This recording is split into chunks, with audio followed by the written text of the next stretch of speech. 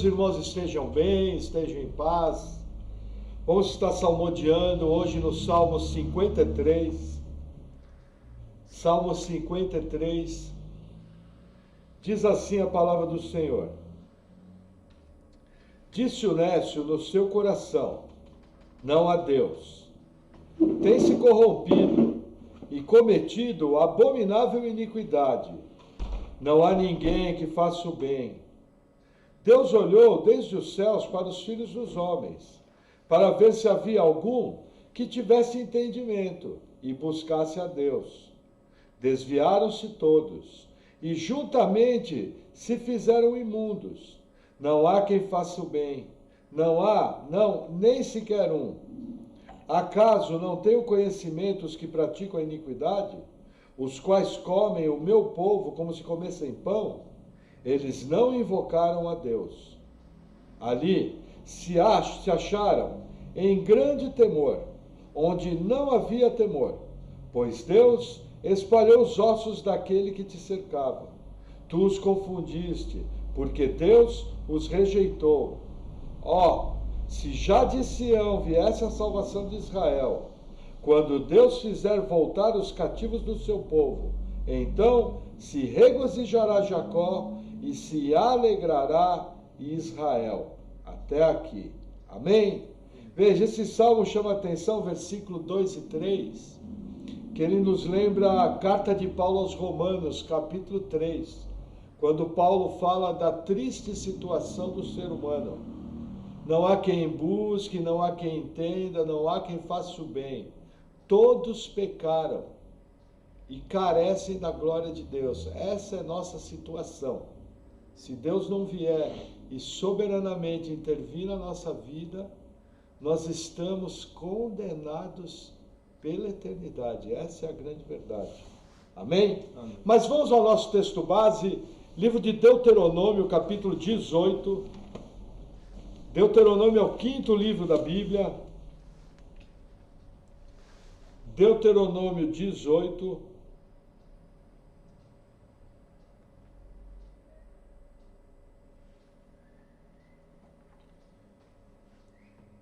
Versículo 11. Vamos ver o versículo 9. Deuteronômio 18, versículo 9, diz assim: Quando entrares na terra que o Senhor teu Deus te der, não aprenderás a fazer conforme as abominações daquelas nações. Em ti não se achará quem faça passar pelo fogo a seu filho ou a sua filha, nem adivinhador, nem prognosticador, nem agoureiro, nem feiticeiro, nem encantador, nem quem consulte a um espírito adivinhador, nem mágico, nem quem consulte os mortos, pois todo aquele que faz tal coisa é abominação ao Senhor. E por essas abominações, o Senhor teu Deus os lança fora de diante de ti. Perfeito serás com o Senhor teu Deus. Até aqui. Vamos orar. Senhor, obrigado por tua palavra. Eu oro em nome de Jesus, pedindo pela minha vida, que eu possa estar transmitindo a palavra com graça, de maneira bíblica, com todo entendimento, e que eu possa ser um instrumento, Senhor, em tuas mãos, para a edificação de tua igreja. Também eu oro pela vida dos meus irmãos, que eles possam aprender de ti, e que nós todos possamos aprender como usarmos essa palavra de maneira prática. Em nome de Jesus, amém. Amém, irmãos? Veja, o tema dessa noite é o mundo dos mortos, segundo a Bíblia, é lógico. Então, o que acontece? Por que eu escolhi esse texto aqui? Veja, nós viemos numa lista no livro de Levítico. Primeiro nós fizemos a parábola que Jesus nos propõe, a história do rico e do Lázaro, mostrando o que acontece quando a pessoa morre. E depois nós viemos para o livro de Levítico. No livro de Levítico eu falei de uma série de práticas, inclusive de práticas que estão à nossa volta hoje, século 21, práticas que assolam a igreja. E no meio delas, eu comentei sobre os adivinhadores, os encantadores e aqueles que consultam os mortos. E por que eu fiz dessa forma? Veja, aqui em Deuteronômio a gente percebe um princípio extremamente importante. Consultar os mortos é abominação para Deus. Deus coloca isso no mesmo nível de outros pecados seríssimos. Área sexual, área de idolatria, área de feitiçaria, entendeu? Todas essas áreas, elas trazem contaminação. Agora, quem pratica feitiçaria e quem pratica contato com os mortos é abominável para Deus. E veja que interessante. Você poderia até fazer uma pergunta, fala, pastor, mas que engraçado. Veja, quando o rico está em tormentos no inferno e ele pede para voltar ou para alguém ser enviado para avisar os irmãos dele, Abraão fala, olha, não, ninguém vai voltar. Eles têm Moisés e os profetas, eles têm a Bíblia. E aí você pergunta, mas pastor, não seria uma coisa ótima alguém voltar dos mortos? Se você olhar do ponto de vista humano, poderia ser algo ótimo. A pessoa ia contar, olha, quando você morre, tem o inferno não é bom para ir, para escapar do inferno, você tem Jesus, aí se você crer, você vai para o céu. Eu passei lá no céu, o céu é um lugar muito legal. Aí veja que interessante, a informação bíblica é o seguinte, não tem essa de ninguém voltar. O que você precisa saber está na Bíblia. E olha que coisa interessante, quando eu estava preparando a palavra, eu estava lembrando da literatura que nós temos hoje, né? Hoje é muito comum aparecer pessoas que tiveram sonhos, pessoas que escreveram livros. Veja, eu não vou aqui julgar a experiência de ninguém, porque eu não estava ali. Mas eu posso fazer uma avaliação dessas experiências em relação à Bíblia. E veja, na minha maneira de ver a Bíblia, se Jesus Cristo falou que nós temos Moisés e os profetas, tudo que eu preciso saber sobre o reino dos mortos está na Bíblia. Eu não preciso de mais nada por fora. Se fosse necessário eu ter mais alguma informação, com certeza Deus daria. Porém, toda informação útil que eu tenho está aqui na Bíblia. E por que isso? Parece que o Senhor trata essa área de contato com os mortos com muito cuidado. E existe um motivo especial na Bíblia. Por que que esse contato com os mortos é colocado junto com as abominações? É porque você tentar contato com os mortos é se envolver com poder demoníaco. Por quê? Porque eu vou mostrar para vocês, eu quero mostrar para vocês nessa noite duas coisas, dois princípios. O primeiro, tentar contato com o mundo espiritual é ter contato com demônios. O segundo, pela informação bíblica, não tem como haver contato com os mortos. É vedado, é velado. Deus escolheu dessa forma. E eu comecei por esse texto aqui porque, veja, eu vou fazer 57 anos. No começo da década de 70 em São Paulo, houve um verdadeiro avivamento espírita. Quando eu falo espírita, eu falo kardexismo. Para vocês terem uma ideia, a coisa se espalhou de tal maneira em São Paulo, e eu imagino que em outros lugares do Brasil, que eles chegavam a se reunir nas casas. Eu lembro, muito pequeno, de eu ir num lugar que era um centro espírita, desses de mesa branca, entendeu?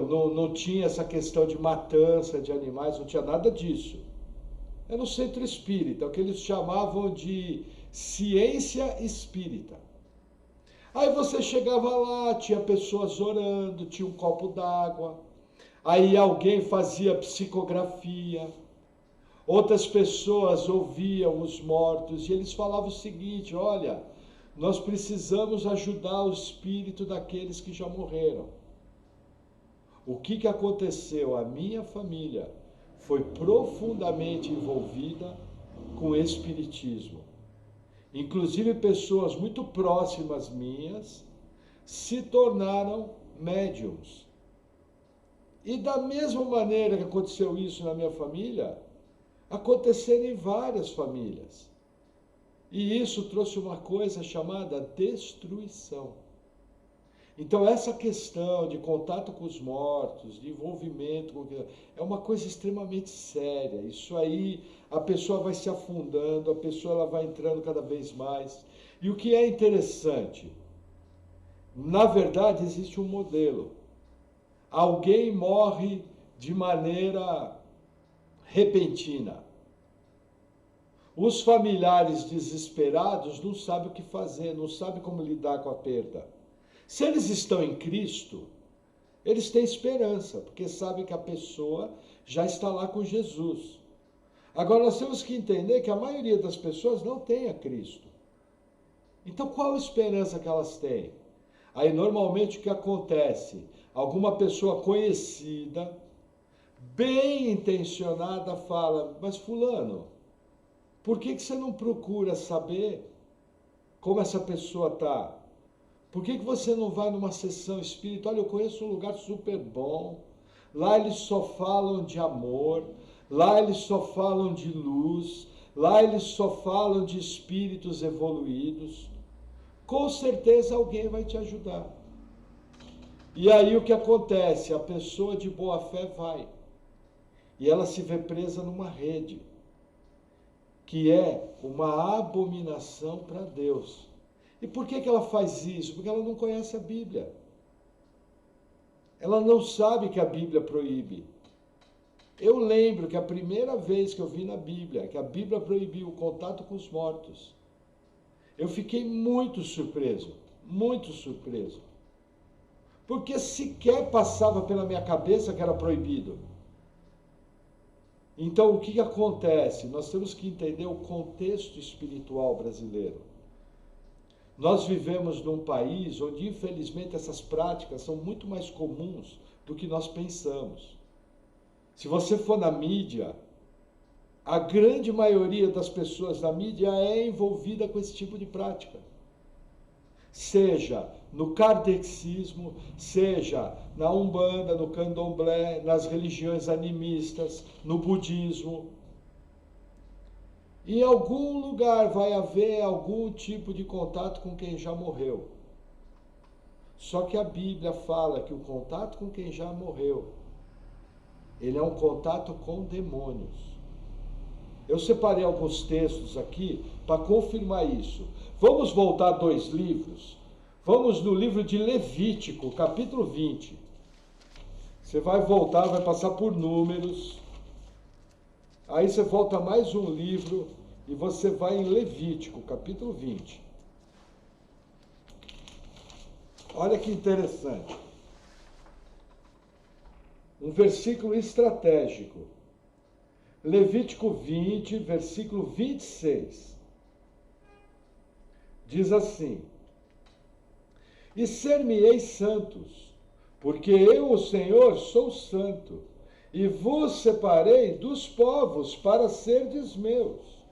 Quando, pois, algum homem ou mulher em si tiver um espírito de necromancia ou espírito de adivinhação, certamente morrerá, serão apedrejados, o seu sangue será sobre eles. Olha que interessante.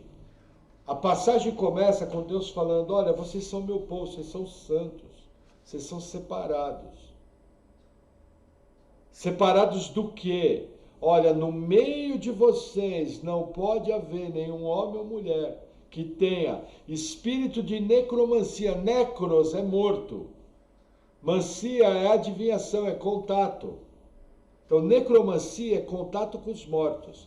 E olha que interessante o termo que ele usa: espírito de necromancia ou espírito de adivinhação. O que Deus está nos ensinando? Essas pessoas, em geral, são possessas de demônios. Esse é um versículo chave, é uma informação chave, que vai ser confirmada no Novo Testamento. Então o que eu tenho que entender? A Bíblia me dá uma informação. Quem faz adivinhação e quem tem contato com os mortos está possesso de poder demoníaco. Por isso que a Bíblia proíbe contato com os mortos. Porque ao ter contato com os mortos, um demônio de engano comparece e aquele demônio se faz passar pela pessoa. De que maneira? Veja, demônios são seres invisíveis. Eles conhecem o padrão de vida das pessoas. E eles conhecem falsificar de uma maneira que quando você tem um contato, você pensa que está conversando com a própria pessoa. Isso é uma coisa, olha, incrível, os detalhes, a capacidade do engano, a capacidade de mentira. E para vocês terem uma ideia como isso aí é sério, veja, o Brasil, na sua maioria hoje já mudou, mas quando eu era mais novo, o Brasil era um país essencialmente católico. As leis do catolicismo proíbem necromancia, proíbe contato com os mortos. Aí você vai falar, mas pastor, os católicos rezam para os santos, mas lá na doutrina deles, que é uma doutrina que tem distorções, eles dizem que necromancia é pecado sério, é abominação.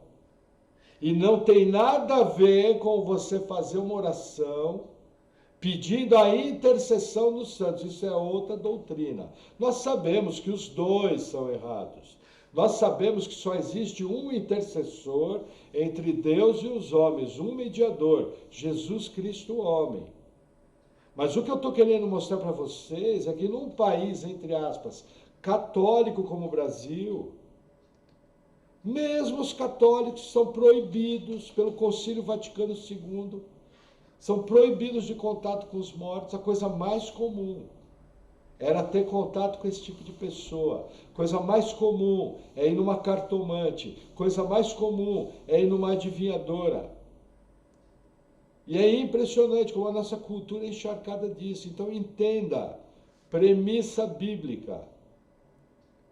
Essas pessoas, esses feiticeiros, esses sacerdotes estão possessos de demônios. Ou, numa segunda hipótese, são pessoas enganadoras, são charlatões, que não têm nenhum poder, apenas o poder natural de falsificar que está falando com os mortos. Então, são os dois casos. E veja que interessante, a coisa é tão assim, você fala, nossa, mas o mundo hoje em dia está perdido, porque tem um monte de coisa. Na Bíblia, na época de Jesus, na época de Paulo, era notório o poder desses homens, a sociedade não mudou nada. Quer ver que interessante? Vamos abrir Atos dos Apóstolos, capítulo 8. Lá no Novo Testamento, Atos dos Apóstolos, capítulo 8. Você passa pelos evangelhos e chega em Atos dos Apóstolos.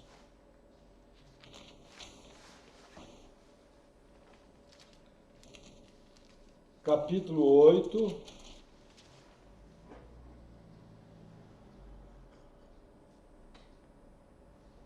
Versículo 9. Diz assim: E estava ali um certo homem chamado Simão, que anteriormente exercera naquela cidade a arte mágica, e tinha iludido o povo de Samaria, dizendo que era uma grande personagem, ao qual todos atendiam, desde o menor até o maior, dizendo: Esse é o grande poder de Deus. E atendiam-no, porque já desde muito tempo os havia iludido com artes mágicas.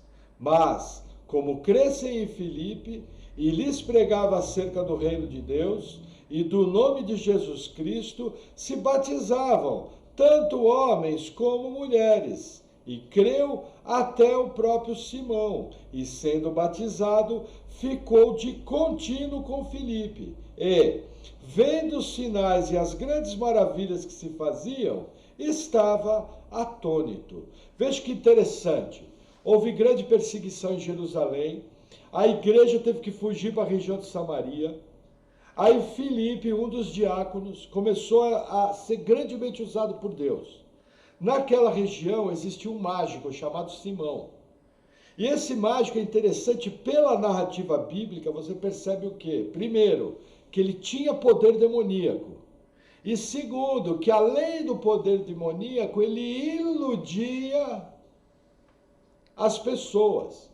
Então você percebe aqui no caso de Simão, ele tem os dois poderes. Só que quando ele se deparou com o poder verdadeiro de Deus, ele aderiu à fé, chegando inclusive a se batizar. Só que num determinado momento foram enviados Pedro e João. E quando Pedro e João oravam pelas pessoas, as pessoas recebiam o dom do Espírito Santo. Aí o que Simão falou? Simão chegou e falou: olha, eu quero comprar esse poder. Porque naquela região do mar Mediterrâneo era a coisa mais normal você ter cursos de magia, cursos de encantamento, livros de magia, poções mágicas. Aquele era um mundo estritamente pagão. Lembra que eu falei para vocês na palavra passada que o mundo hoje é neopagão? É a mesma coisa. Todo acesso que se tinha naquela época se tem hoje. E muito mais elaborado, muito mais fácil. Só que a hora que Simão Mágico tenta comprar o dom do Espírito, ele leva uma dura reprimenda de Pedro. E Pedro fala: olha, você está perto de ser destruído. Ore e se arrependa diante de Deus, porque você tentou comprar o dom de Deus. Aí Simão chega para Pedro e fala: olha, orem vocês por mim. Veja que curioso, na literatura histórica, fora da Bíblia, e narrativas fora da Bíblia, se diz o seguinte, que Simão abandonou a fé genuína e foi um dos pais do chamado gnosticismo, as religiões de mistério, as chamadas seitas cristãs. Ele praticava um tipo de fé misturada, chegando até Roma. Para vocês terem uma ideia, existem indícios de uma estátua que foi desenterrada, na qual tinha o nome Simão o Mágico. Isso está registrado na história eclesiástica de Eusébio. Então o que a gente percebe? Simão teve uma fé temporária. Só que aí ele se perdeu na sua própria iniquidade. E acabou fundando uma das piores seitas que tem do início da igreja. Que deu muito trabalho para a igreja, por aproximadamente 200, 300 anos. Então, assim, para você ver aonde esses homens de mente pervertida podem ir. Vou dar um exemplo do que Simão o Mágico fez do gnosticismo. Vou dar um exemplo hoje em dia.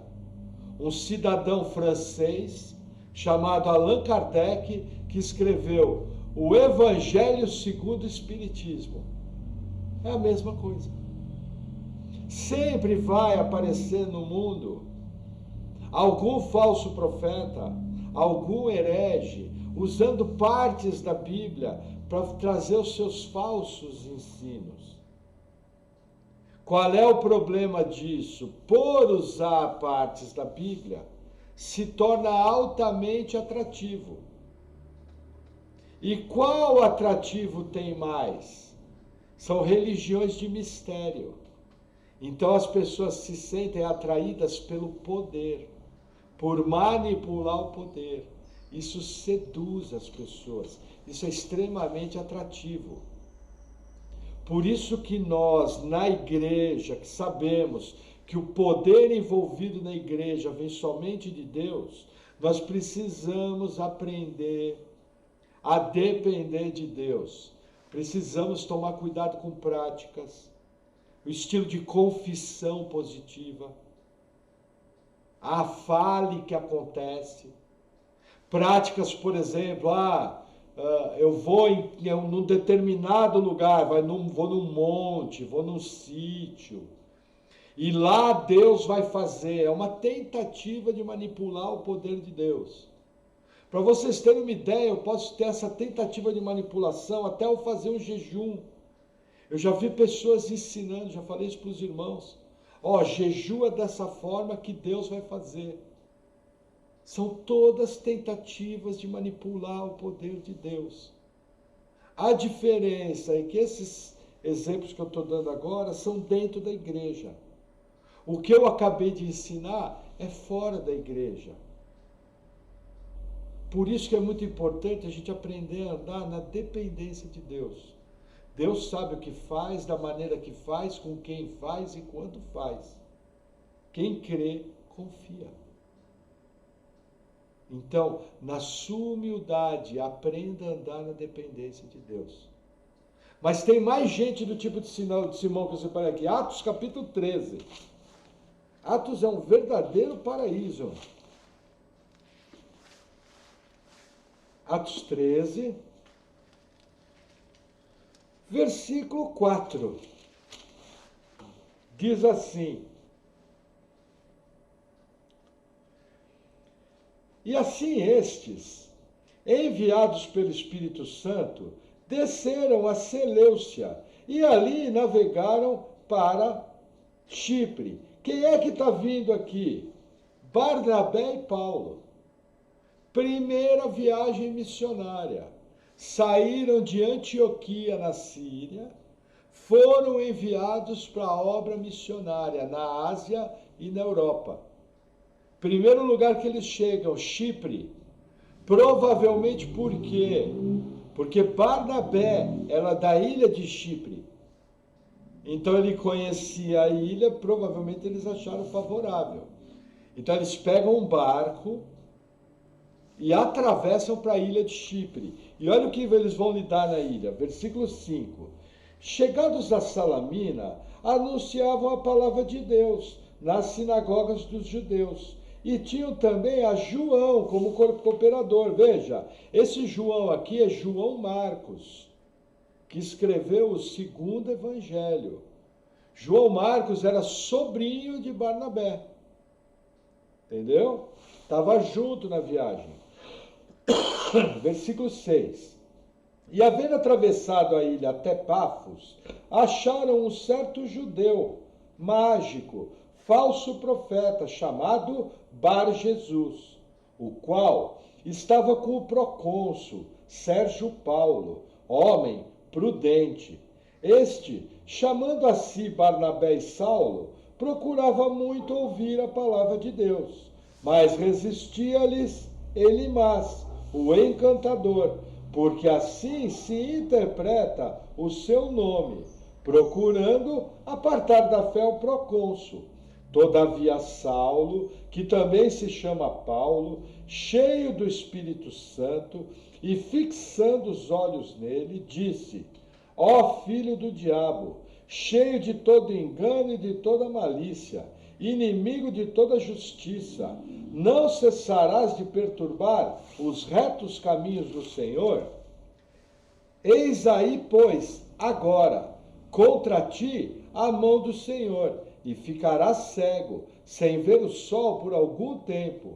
E no mesmo instante, a escuridão e as trevas caíram sobre ele, e andando à roda, buscava quem o guiasse pela mão. Então, o procônsul, vendo o que havia acontecido, creu, maravilhado da doutrina do Senhor. Qual é o caso aqui? Eles vão parar na casa do governador. O governador chama Sérgio Paulo, um dos primeiros gentios a se converter. E aí o que a gente percebe? A Bíblia fala que ele era um homem prudente. Uma das marcas da prudência dele é que ele queria ter, para os moldes da época, um adivinhador do lado, um mago do lado. Quem era esse mago?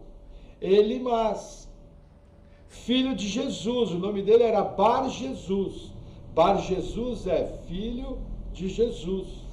Ele era judeu, provavelmente praticante da cabala judaica. Aí o que acontece?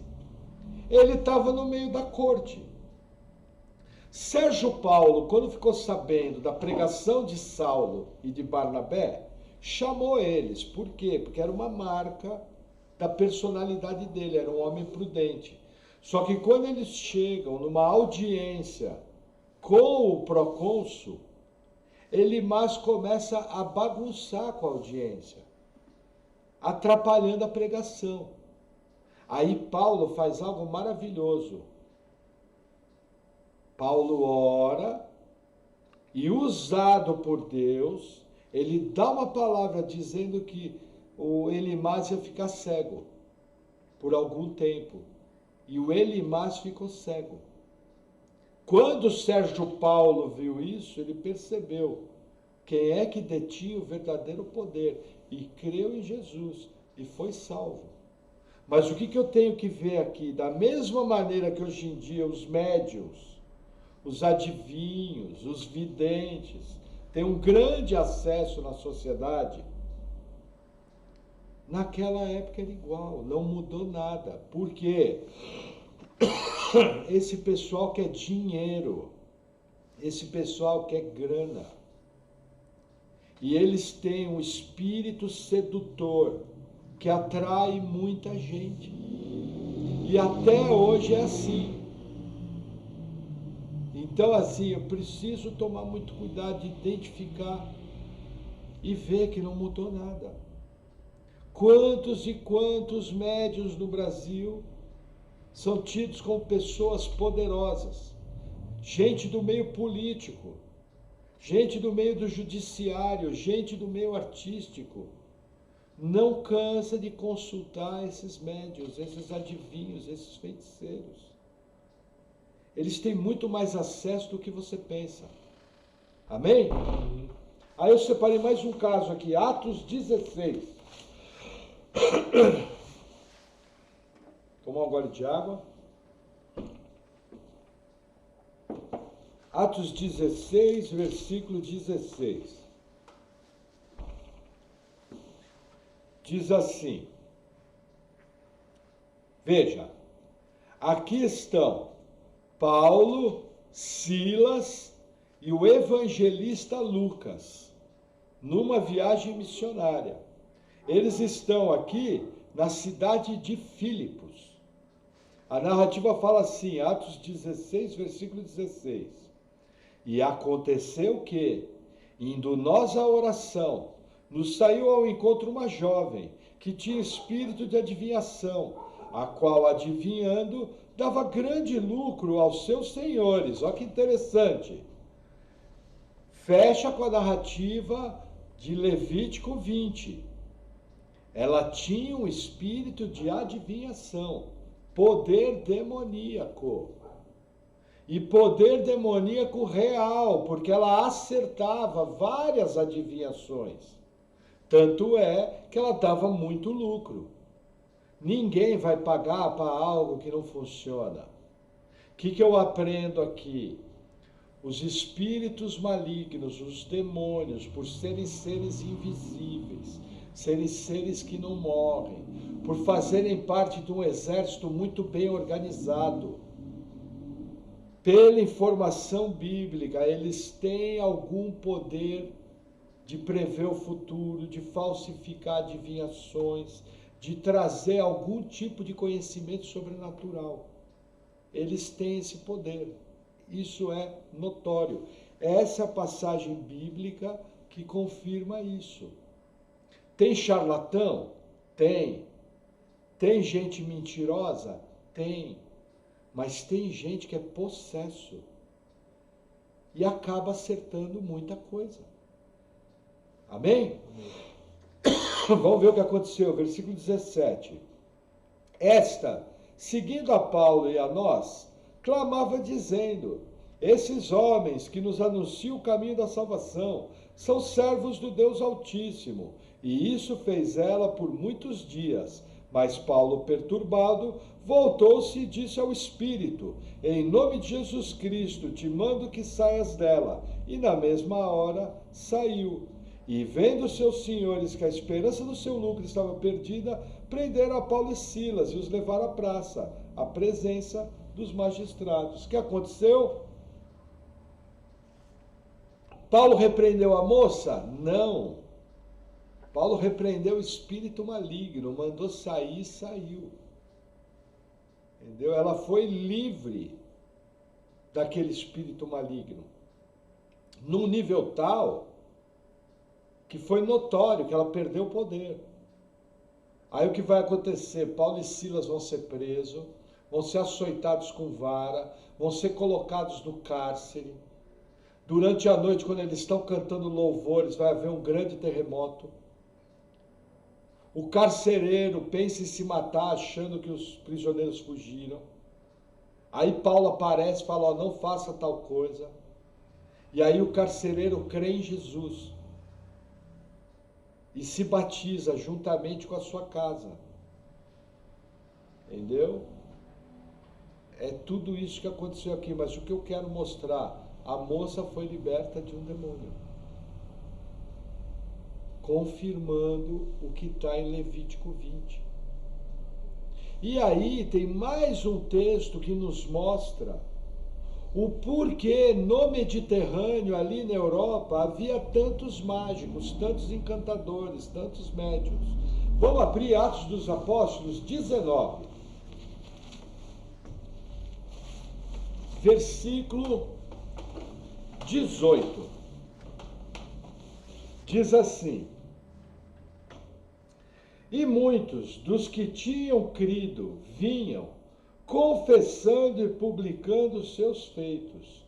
Também muitos dos que seguiam artes mágicas trouxeram os seus livros e os queimaram na presença de todos. E feita a conta do seu preço, acharam que montava a 50.000 peças de prata. Assim, a palavra do Senhor crescia poderosamente e prevalecia. O que acontece? Veja, a narrativa aqui é a seguinte: muitos dos que criam vinham confessando as más obras e confessando publicamente a Jesus. Não somente isso, eles pegaram seus livros de magia e queimaram, no valor de 50.000 denários. Para você ter uma ideia, hoje, 50.000 denários são 50.000 dias de trabalho. Se o dia de trabalho for R$100, seriam 5 milhões de reais em livros.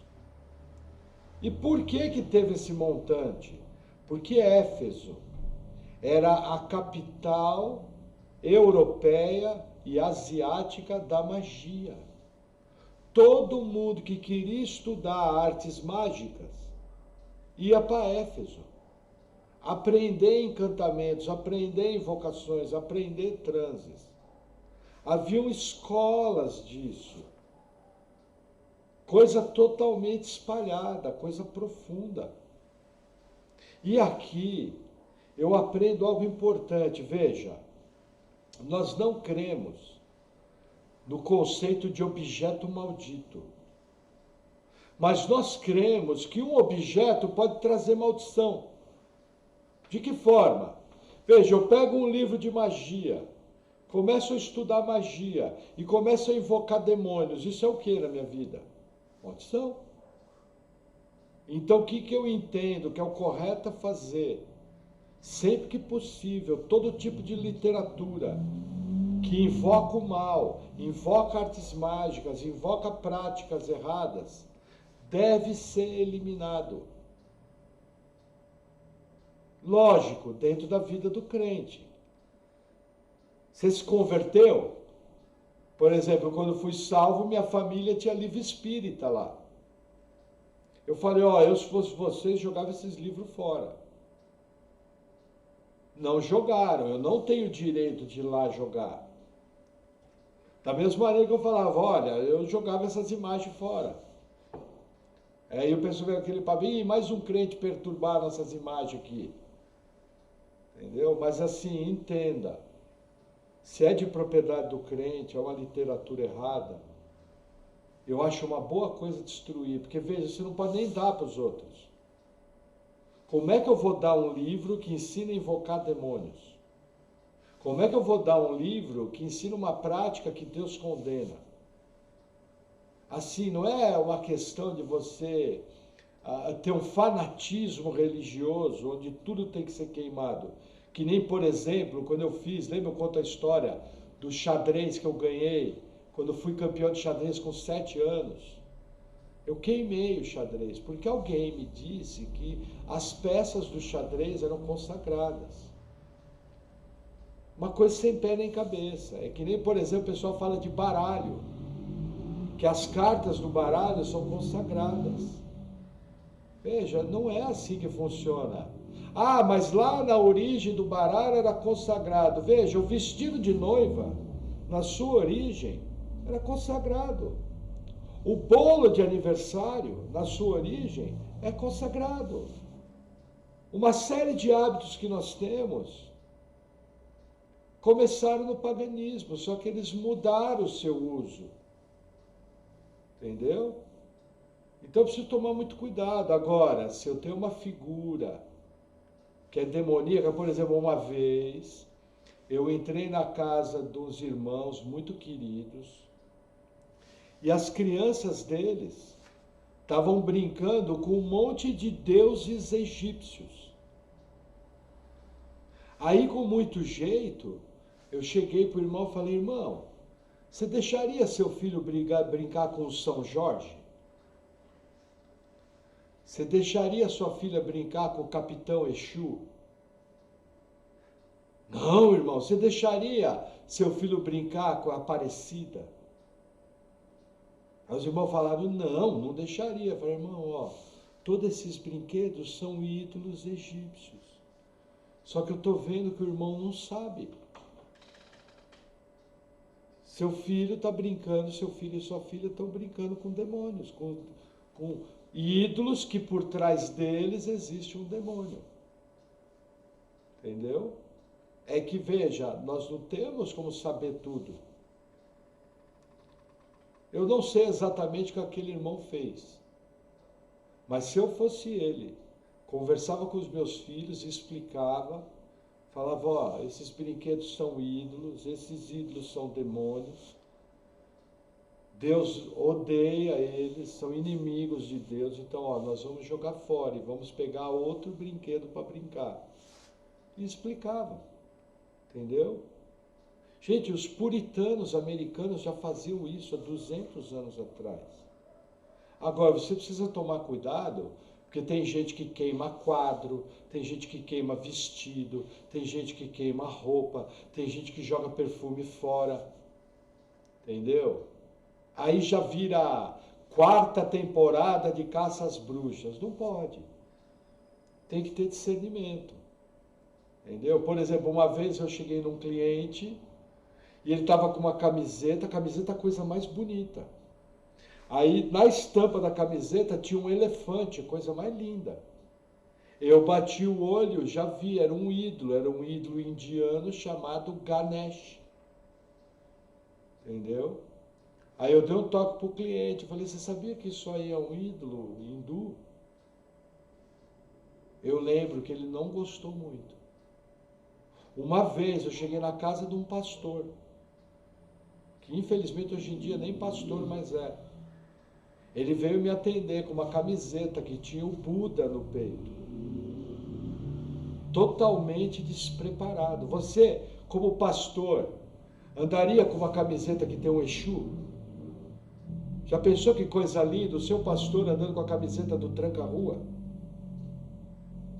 Você não ia gostar, não pega bem, é uma coisa nojenta. Mas aquele pastor nunca foi preparado para estar naquela posição, ele não era apto para estar ali. E foi colocado de maneira imprudente. Hoje até, infelizmente, teve sua vida destruída e não é mais pastor. Espero que já tenha voltado para os caminhos do Senhor. Mas veja, são situações que nós vemos. Então eu acho que aí entra o bom senso e o equilíbrio. Nesse ponto, eu inclusive vou ser criticado por isso. Mas eu acho que o correto é destruir tudo aquilo que está debaixo da sua propriedade, que representa algo demoníaco. Se aquilo ensina a prática demoníaca, pior ainda. Porque está ensinando uma prática. Entendeu? Porque eu não quero na minha casa algo que seja nojento para Deus. Algo que cause irritação em Deus. Não porque aquilo é maldito. Eu posso fazer uma pilha de livro espírita. Eu posso pegar um monte de imagem, botar e dormir em cima. Eu vou deitar e vou dormir. Mas é o que aquilo representa, é o que está por trás. Entendeu? Não existe esse conceito de objeto maldito. Senão eu daria uma Bíblia para alguém e a pessoa ia se converter. Porque a Bíblia é bendita. E a gente sabe que isso não acontece.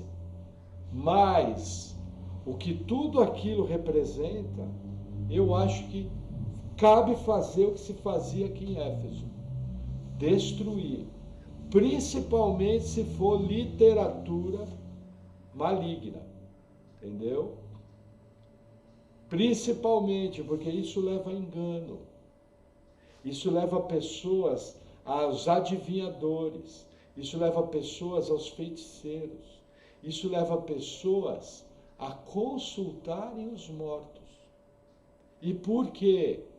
Porque elas não sabem pela Bíblia que os mortos não têm contato com os vivos. E aí é lógico, né? Você vai ver a pessoa perguntar: ah, pastor, mas e no monte da transfiguração que apareceram Moisés e Elias? É uma boa pergunta. Veja, primeiro ponto, Jesus, o nosso Deus, estava lá.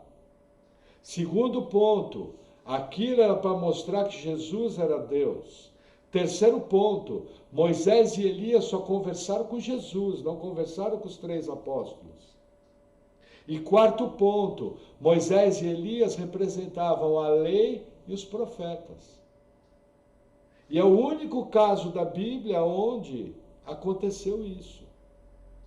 Porque eu tenho na Bíblia um monte de registro que os mortos não voltam.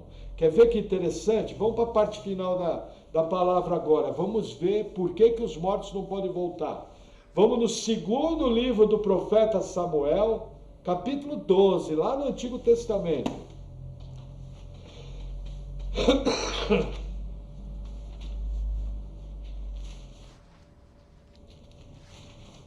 2 Samuel 12, muito importante isso.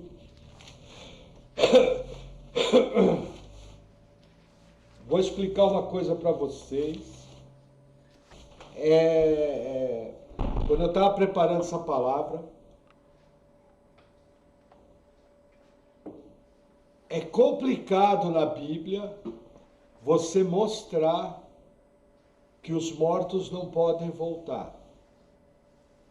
Aparece na Bíblia, mas você precisa escolher os textos com maior cautela.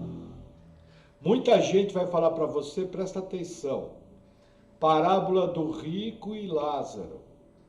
Quando Abraão fala, existe um abismo entre nós e vós. Veja, o abismo ali é entre o paraíso e o inferno. O abismo ali não é entre o reino dos mortos e o reino dos vivos. Depois você releia Lucas 16 e você vai ver que o abismo está entre a área chamada paraíso, o seio de Abraão, e o inferno. Não tem como passar do inferno para o céu, nem do céu para o inferno. Então aquela passagem de Lucas 16 não serve para dizer que tem contato com os mortos.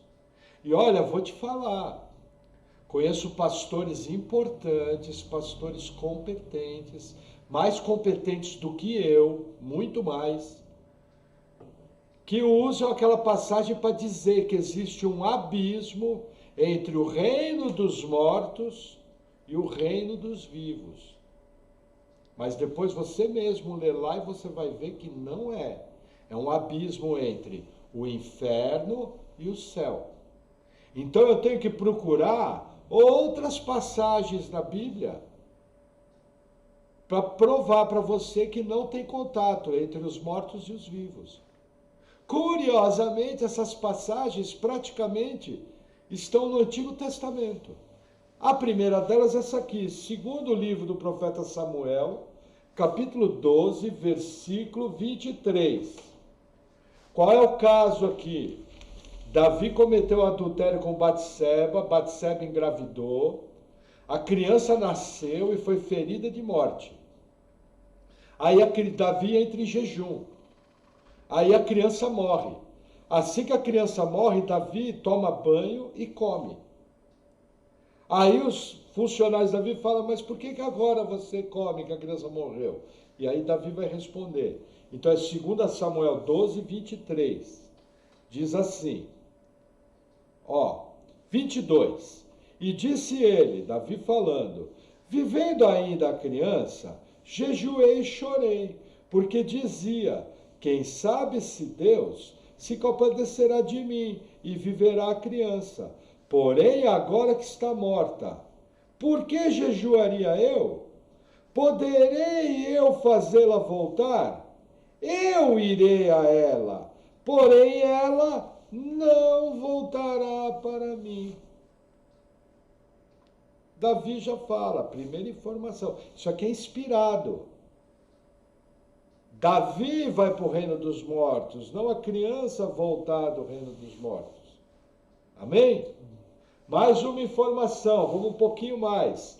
Mais à frente, livro de Jó, capítulo 7. Livro de Jó, capítulo 7. Jó é um pouquinho antes de Salmos. Tem um versículo importante aqui, Jó 7, versículo 8, diz assim, os olhos dos que agora me veem não me verão mais, os teus olhos estarão sobre mim, porém não serei mais. Assim como a nuvem se desfaz e passa, assim aquele que desce à sepultura nunca tornará a subir, nunca mais tornará a sua casa, nem o seu lugar jamais o conhecerá.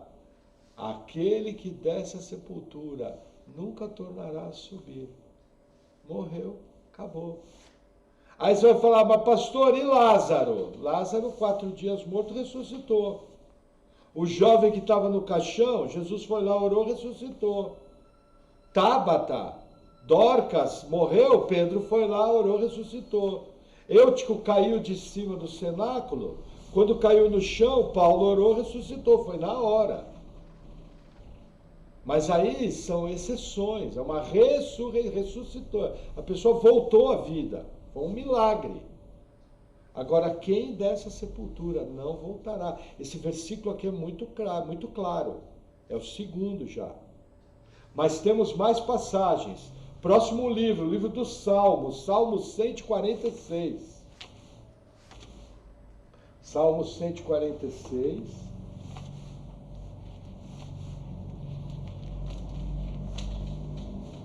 Versículo 3. Diz assim: não confieis em príncipes, nem em filho de homem, em quem não há salvação. Versículo 4. Sai-lhe o espírito, volta para a terra. Naquele mesmo dia perecem os seus pensamentos. O que o salmista está mostrando? No dia da morte da pessoa, tudo aquilo que ela é na terra vira poeira. O corpo vai para a sepultura e o espírito volta para Deus. Acabou. É outra realidade. Segundo a parábola do mendigo Lázaro e do rico, desligou aqui e imediatamente liga na outra vida. Mostrando aqui que é uma passagem. Não tem. Acabou. Mas olha que interessante. Mais à frente, 2 livros à frente, Eclesiastes, capítulo 9. Você vai passar por Provérbios e vai para Eclesiastes, capítulo 9. Olha que legal. Eclesiastes 9, versículo 5. Olha que interessante. Porque os vivos sabem que hão de morrer, mas os mortos não sabem coisa nenhuma, nem tampouco terão eles recompensa, mas a sua memória fica entregue ao esquecimento. Também o seu amor, o seu ódio e a sua inveja já pereceram, e já não tem parte alguma para sempre, em coisa alguma do que se faz debaixo do sol. O que acontece? Passou para outra vida, não tem parte nenhuma debaixo do sol. O reino dos vivos, acabou o contato, já era. Do momento que a pessoa passa para outra vida, acabou o contato com o reino dos vivos. Esse aqui é um outro versículo muito forte, entendeu? Não resta mais nada. Já era. Mas o próprio livro de Eclesiastes, no capítulo 12, tem uma outra passagem. Eclesiastes 12, versículo 6. Antes que se rompa o cordão de prata, e se quebre o copo de ouro, e se despedace o cântaro junto à fonte, e se quebre a roda junto ao poço. 7. E o pó volte à terra, como o que era, e o espírito volte a Deus, que o deu. Vaidade de vaidades, diz o pregador, tudo é vaidade. O que o Eclesiastes ensina?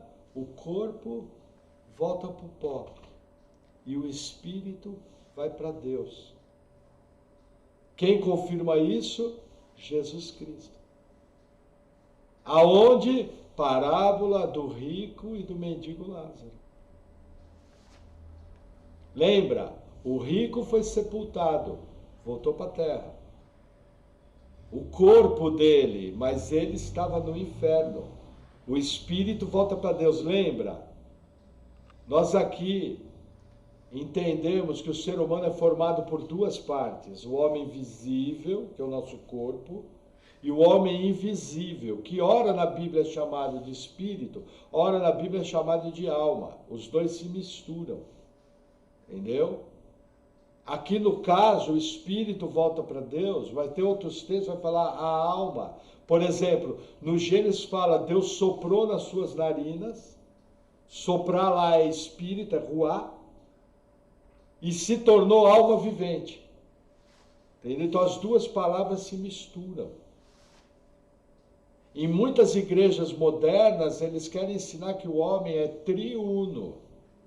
Inclusive eu já pensei assim, que o homem era corpo, alma e espírito, bem definido. Às vezes, alguma ilustração, eu falo de alma, falo do espírito. Mas eu sempre explico, é o homem invisível, é um só. Entendeu? Por quê? Porque existem textos na Bíblia que a alma é tratada como espírito e o espírito é tratado como alma. Na mesma situação, os dois são iguais. Percebem? Mas eu tenho que entender, o corpo vai para o pó e o espírito volta para Deus. E aí o nosso último texto clássico, perfeito, lá no final da Bíblia, carta aos Hebreus, capítulo 9. É mais fácil você ir em Apocalipse e voltar. Ó, eu cheguei em Judas, quase em Apocalipse. Estou voltando João, voltando Pedro. Ó, agora passei de cá Timóteo, volto ao contrário. Hebreus, opa, achei. Hebreus 9, gente, esse versículo aqui é super importante. Que ele não somente fala de contato com os mortos, mas fala uma outra informação super importante. Hebreus 9, 27 diz assim: e como aos homens está ordenado morrerem uma vez, vindo depois disso o juízo. Até aqui. Quantas vezes o ser humano morre? Uma. Existe reencarnação? Não. Não, a pessoa pode ressuscitar, sim, mas é imediatamente após. Um dia a gente pode ter uma experiência e alguém morrer, a gente orar e Deus ressuscitar a pessoa. Vai saber o que Deus quer fazer. Eu não tenho fé em mim, mas eu tenho fé em Deus. E se Deus resolver ressuscitar, Ele pode fazer. Embora eu nunca tenha visto. Mas se a Bíblia registra que foi feito, pode acontecer. Mas entenda, não existe reencarnação. Ao homem está ordenado morrer apenas uma vez, vindo após isso o juízo. Qual que é o juízo? Quem morre em Cristo vai para o paraíso, o seio de Abraão. Quem morre sem Cristo vai para o inferno em tormentos. Esse versículo também nos prova que o estado da pessoa que já morreu, ou vai para o céu, ou vai para o inferno, aguardando a ressurreição. Não tem mais contato. Entendeu? Esse é o melhor versículo do Novo Testamento para provar que não tem contato com o reino dos mortos. E por que que isso é importante? Porque num país que nem o Brasil, tem um monte de gente que vai falar para você: olha, mas eu fui lá no médium e falei com meu irmão.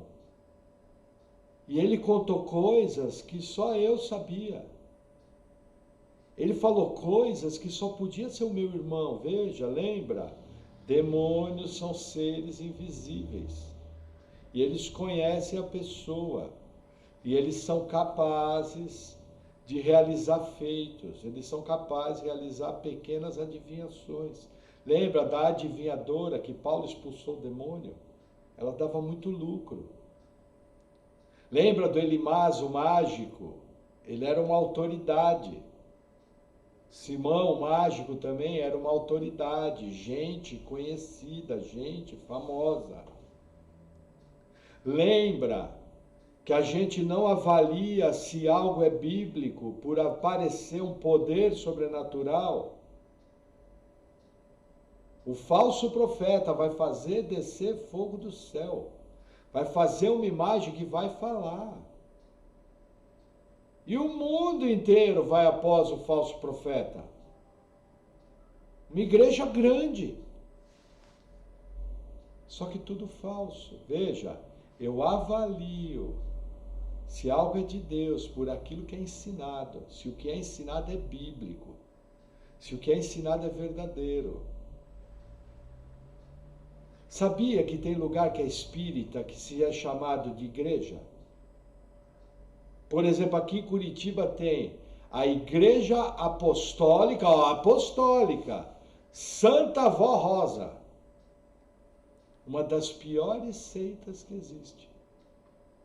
Entre outras. Existe muita seita que se auto-intitula igreja, algumas delas evangélicas.